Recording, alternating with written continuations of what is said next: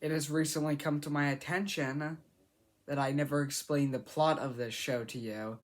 So the plot of Heartstoppers is basically this boy named Charlie. He just got in a harsh breakup with this other kid named Ben, and he's kind of in a bad state right now. He's kind of in a vulnerable state right now, and so he befriends this kid named Nick, and Charlie immediately has a liking for Nick, but Nick is very straight. He's a very straight man who has a crush on a girl, and that's basically all I really want to say for this show, because I kind of want you to go and watch it before you watch the review. It's a really good show. I do say that in this video. It's a really good show. I go more in depth on what I like about it throughout the video, but it is a very good show that I highly recommend. And so if you don't want to watch the review after or before you see the show, so go see it right now, and then maybe come back to this video because it is really, really good. Everything's in order. Time to... And cool. No, it looks like I don't have any alarms. Okay, so I tried really hard to think of a video idea this past month or so, because ever since the Batman series, I've been racking my brain to try and think of something. I've been really struggling creatively to do a video, and I do guarantee that I will finish the Batman series eventually. I'm just working on some other projects because I spent one entire day working and editing and posting all of those videos, and I just needed a long break after that. But anyway, this video is about a show that was introduced to me by my bestie Mallory, who you might remember from this video. She showed me a show called HeartStoppers, and it's on Netflix. And one thing that intrigued me about the show immediately, before I even watched it, was that it has a 8.9 on IMDb. Now this intrigues me for two reasons. One, because it's a Netflix teen drama series that has an 8.9, an unbelievably high rating for a show like this. And two, that's only 3 points below The Godfather. And so obviously I was interested. So both her and I watched it and immediately fell in love. I watched it for about an hour or two, and the characters and the story were more intriguing than I could have ever imagined, and it was just so good, and it's one of the only shows that's really grasped my attention, and I've wanted to watch the entirety of it. So I decided that's what I'm gonna do. So for this video, I'm gonna watch Heartstoppers, and I'm gonna document my opinion, my full critique and analysis of it in celebration for Pride Month. This show is very, very gay.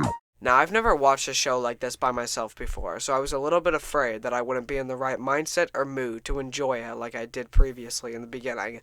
But I guess there's only one way to find out, so I flipped on the TV to Netflix, and I hoped that I would love it like I did once before again. Okay, so far I'm about 10 minutes in. It is actually really good. The acting's better than I remember. I think they got the dialogue pretty down on what teenagers actually talk like and talk about. I feel like their dialogue is actually pretty spot on, and I'm actually very impressed because I can't imagine that this was written and directed and made by teenagers. So I am very impressed with that. There were some parts that were genuinely shocking. So I am very invested in this story in this show. It's very it hooks you very well, and everybody's story is interesting, and it's good. It's good. So I just got finished with episodes 2 through 4 of the show, and I can tell that Charlie's and Pretty Boy Nick's romance is slowly going up and up. It's a slow progression, and it feels genuine, because it's sort of climbing up right now, and right now they're head over heels in love with each other by the end of episode 4.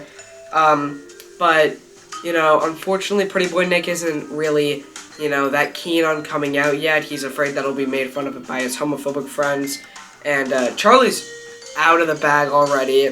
You know, already everybody knows that he's gay, and so it's a little hard for Pretty Boy Nick to really come out to everybody after he's been such a straight man for so long, especially because he had a pretty well-known incident that happened when he was 13 years old at a party where he kissed a girl named Tara, I believe her name is, and now they're both associated with each other.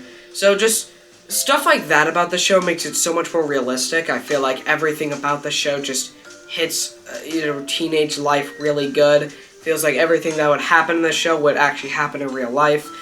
Down to their dialogue and their body movements. It feels like everything that happens in that show feels like it would happen word for word exactly the way that it does in real life. So, one thing I want to touch on in this part of the video is this woman.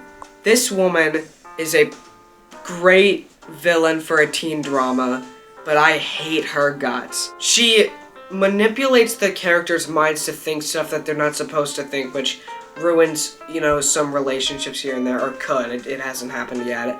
For example, she tells Pretty Boy Nick's friends that, you know, her and him are dating, which, you know, if Charlie finds out about that and thinks that it's real, well, he's gonna be pretty messed up in the head, especially after Big Boy Ben over here crushed his heart with his whole girlfriend thing.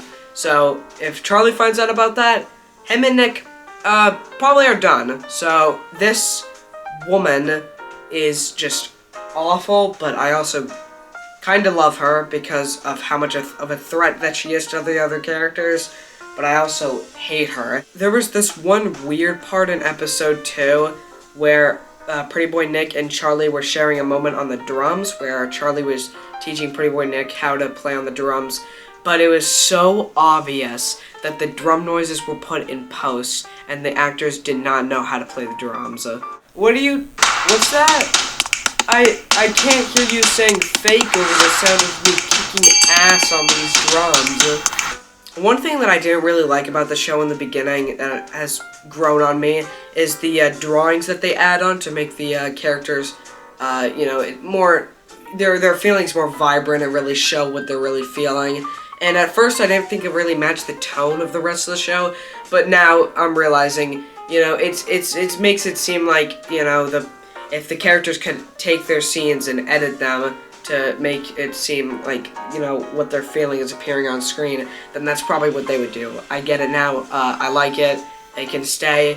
It looks cool. I think these last few episodes in particular are some of the best parts about the show, because as Pretty Boy Nick's relationship with Charlie, you know, is at its full potential right now, it's everything around them that's crashing and burning.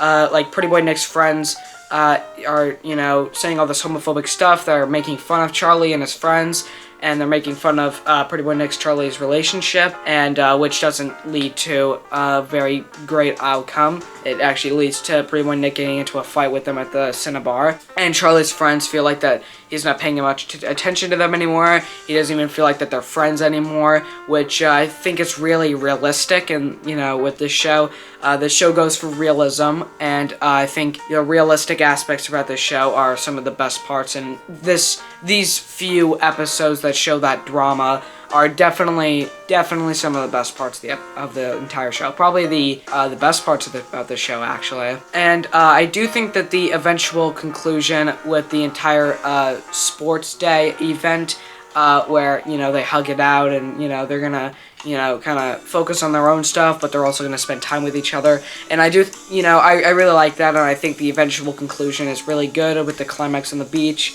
and the little montage that they show. I think it is very, very cute, and I really do like the ending of this show, and I really do like this show.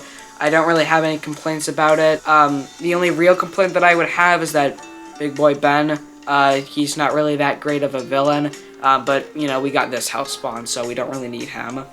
So overall, I give the show a 9 out of 10, and I am very excited for Season 2.